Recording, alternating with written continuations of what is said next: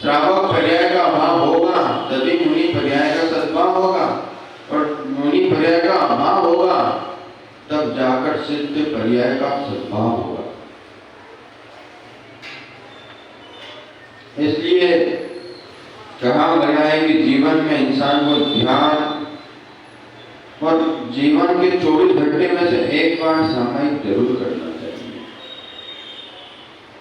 सामयिक का मतलब होता है कि जिससे सार्थक हमने आपको बताया कि आप अक्टूबर की रात सुबह आपको बोला कि चालना याद करना, अब आप उसको याद कर लिया आपने, अभी तक देखते देखते पढ़ते थे, अब बिना देखे काम पर जाकर उसका स्मरण कर रहा हो, बैठ जाओ, ध्यान मुद्रा लगाकर ध्यान में बैठ जाओ भगवान को देखते हुए, पहले भगवान को देखो फिर ध्यान में बैठ जाओ, 3 बार जोर से ओंकार का नाद करो, ओम ओम। अच्छा, नाद होना चाहिए, क्योंकि जितनी बार अपन ओंकार का नाद करते हैं, क्योंकि ओम में पंचपरमेष्टि समाहित है, जितनी बार हम ओंकार का नाद करते हैं हमारे आसपास का नकारात्मक जो वातावरण निर्मित हो जाता है वो समाप्त हो जाता है। अगर बोलते ना निगेटिविटी बनी रहती है, नकारात्मकता की, मंदिर जाने का परिणाम नहीं होता, जाप करने का परिणाम नहीं होता, मंदिर में पूजा करने बैठ भी गए तो परिणाम नहीं होगा, होगा क्यों? हो ही नहीं सकता, 3 काल में नहीं हो सकता, क्योंकि आप मंदिर के बाहर चरण पादुका उतारते हैं कि मंदिर में लेके जाते हैं, उतारते थे ना। चरण पादुका उतारने का मतलब ये होता है कि आप सर से लेके शरीर तक की पूरी जो निगेटिविटी आपके सांस में आई है वो तो चरण पादुका में उतार के बाहर रख दो। एक तो विनय का, सम्मान का प्रतीक ये भी है कि हम चरण पादुका किसी भी मंदिर में ले जाते नहीं है, लेकिन उसका एक साइंटिफिक रीजन देखो तो बोलते ना किसी की चप्पल उतरन नहीं पहनना,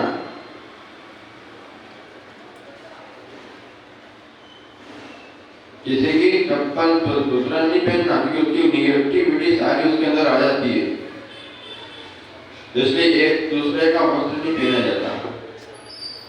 आप व्यवहार की भाषा में छोटे भाई बड़े भाई का वस्त्र पहनने बात अलग है, लेकिन वही आपको बोला जाए कि पांडे जी का वस्त्र तो पहन ले सिले तो आप बोलेंगे, भाव खट्टे हो जाएंगे।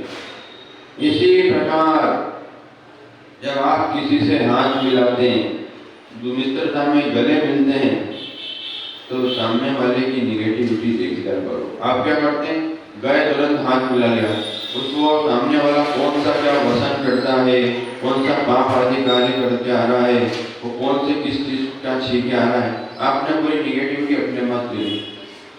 अब आप पूरे ख्यालों में खोए हैं, बुरे विचार आ रहा है, डर लग रहा है।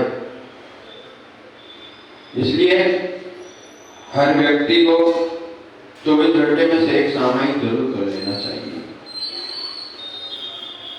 ध्यान कर लेना चाहिए। आज हमने पूरे घर में एक से रूम बनाए, बेडरूम, शोरूम और ये जो गेस्ट रूम, अतिथि रूम, पर एक ऐसा कक्ष नहीं बनाया अपने कि वहां बैठकर अपन ध्यान कर सकें, अपने दोस्तों की आलोचना कर सकें।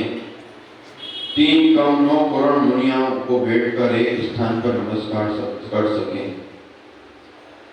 वो स्थान ऐसा रहता है कि अशुद्धि में कोई जाता नहीं, बिना नहाए स्थान में कोई जाएगा नहीं। देखना बड़े बड़े घर मिलेंगे, पर ऐसा कोई स्थान नहीं बनाया अपने कि वहां बैठ के शांति से आप जाप ध्यान धर्म ध्यान कर सकें। इसलिए ये नितांत आवश्यक है कि हम अपने आप को देखने के लिए एक ऐसा समय निर्धारित करें, चयनित करें कि उस समय में मैं किसी से कुछ नहीं बोलूंगा, उस समय सिर्फ मैं अपनी आत्मा की बात सुनूंगा। फिर आप ये पाएंगे कि मैंने देखा आज मेरे परिणामों में निर्बलता आई, आज मैं जाप कर रहा था तो मैं बहुत विशुद्धि से भरा हुआ था। क्यों?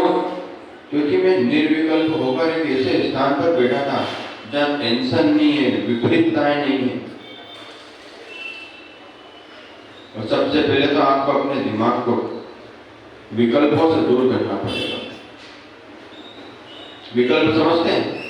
आप मंदिर में माला लेके बैठ गए, लेकिन मोबाइल बज गया ट्रिंग ट्रिंग,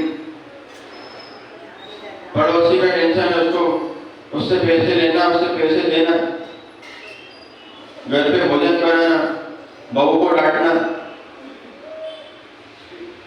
भाई से झगड़ा करना, बच्चे को चमकाना, स्कूल नहीं जा रहा, लड़का बिगड़ता जा रहा, दूध बदला आ रहा, कल टेलीफोन का बिल भरना, परसों बिजली का बिल भरना,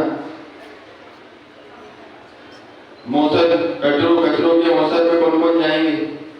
मतलब किसी का शादी हो जाए तो घर वालों को टेंशन फिर हो जाता है कि पत्रिका में नाम दे किस का। सपरिवार जाना हो तो माताएं खुश, एक आध दो का नाम लिखा हो तो वही आटा उसनो वापिस सुबह शाम का वही विकल्प। इसलिए ये विकल्पों से हटकर एक सामायिक का काल बनाना चाहिए जिसमें ना हम कुछ क्रिया करेंगे ना कुछ करेंगे, जो भगवान के मंदिर में से एनर्जी लेकर आए हैं, जो हम सकारात्मकता भगवान के दर्शन से प्राप्त करके आए प्रातः काल में, उसको ग्रहण करने का पुरुषार्थ करेंगे।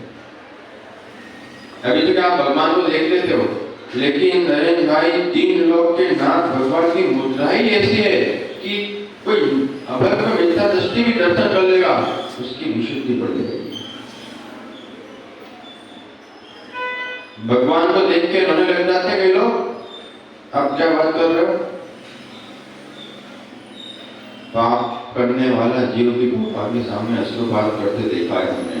पाप करने वाला जीव भी गुरु चरणों में अश्रुपात करते हुए देखा है हमने। इसके सत्यांश अधिक होते हैं मेरे भाई, जिसके सत्यांश अधिक होते हैं, पुण्यांश अधिक होते हैं, वो अपनी तरफ जीवों को, इंसानों को खींच लेता है।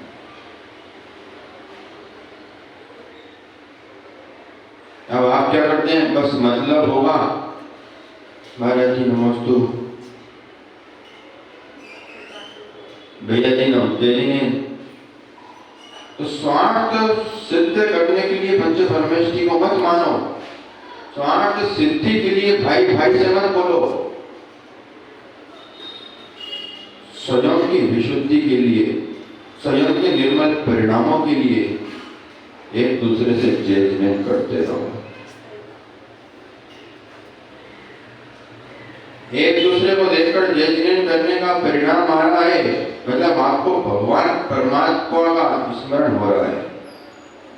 और यदवा तदवा कोई भाषण आपके मुंह से निकले, उसके पहले ही जय जिनेंद्र निकल जाए नरेंद्र भैया, उससे बड़ा महामंत्र और क्या होगा। जय जिनेंद्र उसका चमत्कार और कभी समय के अनुसार आपको बताएंगे कि जय जिनेंद्र को नमोकार मंत्र के साथ कैसे जोड़ा जाता है। बोलिए महावीर भगवान की